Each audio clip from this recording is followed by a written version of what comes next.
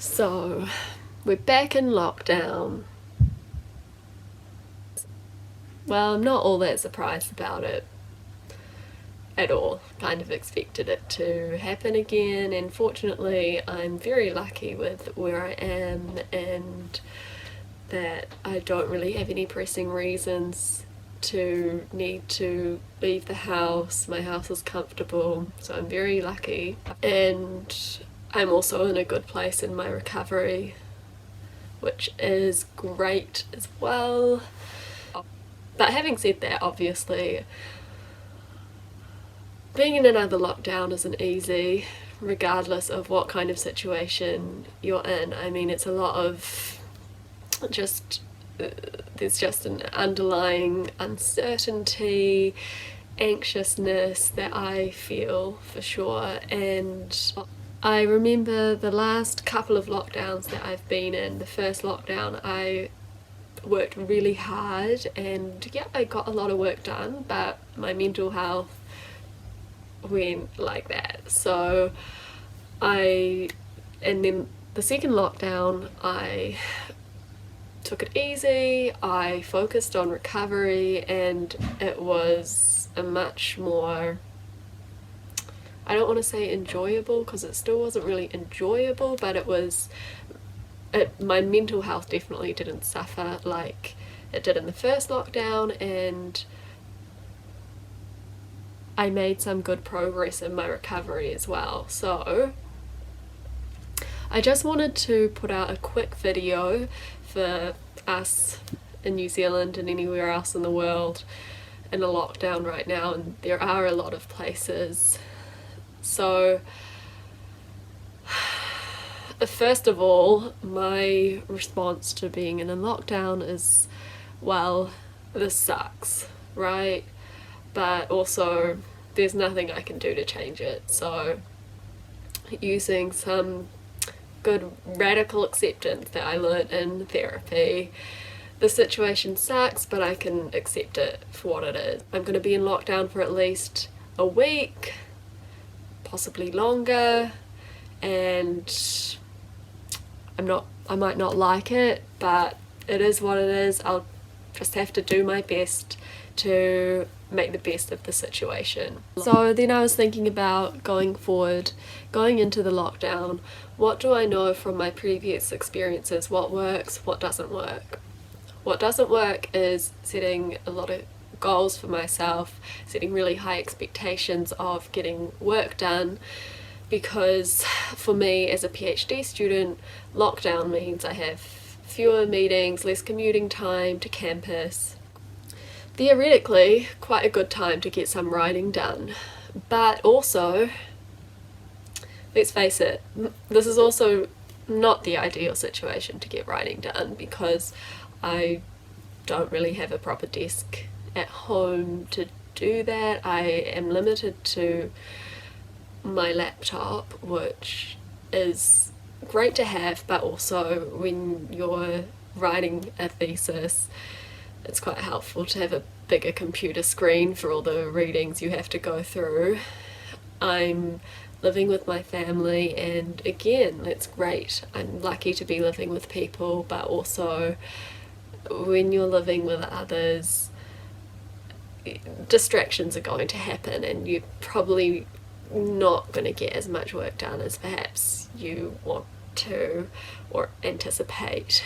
So it is a good time for writing, but it's also not a good time for writing. So I'm going to lower my expectations there, and I will try to get some work done on my work days, but I'm not going to work 9 to 5 or as many hours as I probably would usually work, because lockdowns are hard. As I said, you have this underlying anxiousness, discomfort, fear for the future, fear for the unknown, and we need to be kind to ourselves during this time. So I'll be doing some work, but I'm also going to be doing activities that make me feel good and trying to make the best of lockdown by doing some more relaxing things that I often don't get time to do when I'm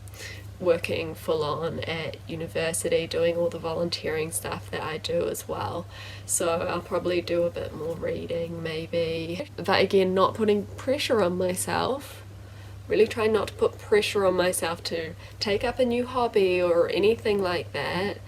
Just making sure that I do not spend all my time on work like I have done in the previous lockdown. Yeah, setting low expectations, very low expectations for myself regarding work, and trying to prioritize some self-care, and of course continuing on the recovery pathway. So I am in a really good space in my recovery right now, and I was actually going to post another video about being discharged from treatment, but I will post that soon. But I think this one is more important at this time, so I'll post this one first. But essentially, I'm in a good space in my recovery, and I was thinking though about what it would be like going into this lockdown, being in a place where I'm struggling with my eating disorder. And I was thinking, well, I would probably see this as an opportunity to do some more exercise.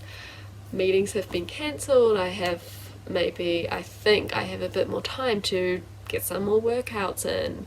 Maybe I think I have some more time to make healthy food or something like that.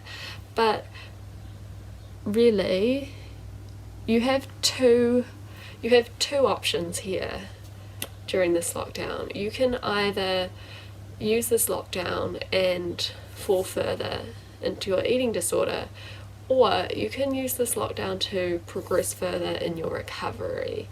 And this option here of progressing further in your recovery is the one I really recommend you take. And it's not easy, but if you fall further into your eating disorder, eventually we are going to come out of lockdown, right?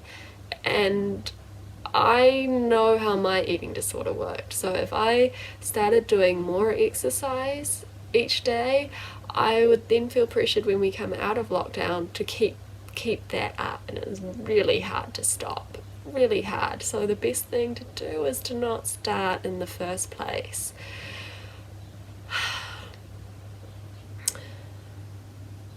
And yeah, this is a difficult time, but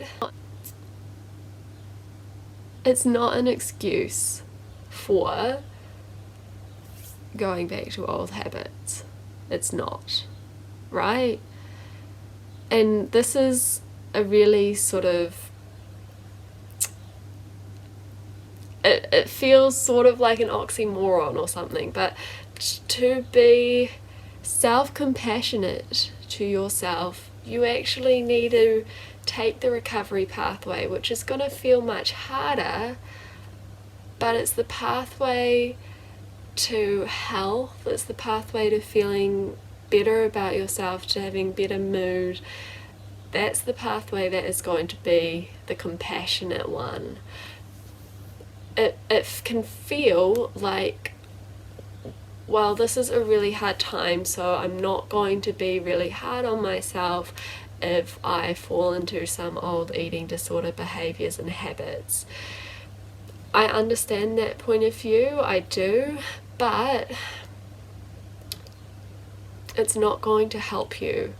There's no point, if you do fall back into eating disorder behaviours, there's no point in being really hard on yourself about it. You shouldn't be hard on yourself. You didn't choose to have an eating disorder. It sucks that you have an eating disorder, but you have to keep fighting regardless. So if you notice you slip back, you pull yourself up and you try again. That is the nature of eating disorder recovery.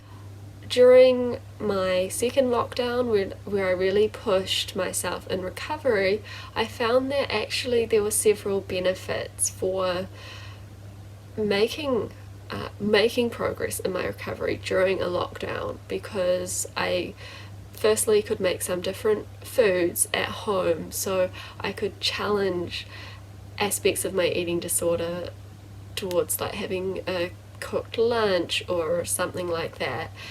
I didn't have to go out and see people, so I didn't have that comparison to other people's bodies or that fear about people seeing me. I took it day by day, meal by meal, snack by snack. So not thinking about when I would eventually come out of lockdown and worry about, oh, what if I look different, etc. You just take it step by step, one step at a time. It's hard, but it's what you have to do. I mean, recovery is hard, right? It's really, really tough, but it's what we have to do. So this video is already getting longer than I wanted to show. I wanted this to be a short, sharp video to say that if, like me, you just went into lockdown and you're thinking about how to spend your time during this lockdown, thinking about what you should prioritize your health, prioritize yourself. I know that a lot of people, they suddenly, you know, we've gotten good at switching all our meetings over to Zoom and trying to continue working in the same way, but as if we were not in lockdown. That doesn't work for me. So with some Zoom meetings, some meetings that have been switched to Zoom, I've just said, actually, I find Zoom meetings draining, so I'm cutting down the number of meetings that I have during the day. You have a choice, right? You have a choice whether you push yourself in recovery right now or whether you let recovery take a back seat and allow your eating disorder to push back and get worse. Choose the recovery option. It's really, really hard, but it will pay off. It really will.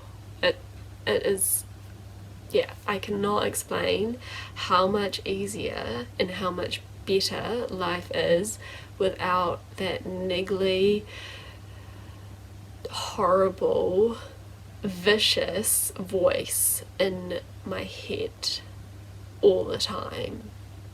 Without the constant thoughts of food are gone, the guilt around exercise, the guilt around what I've just eaten, all of that.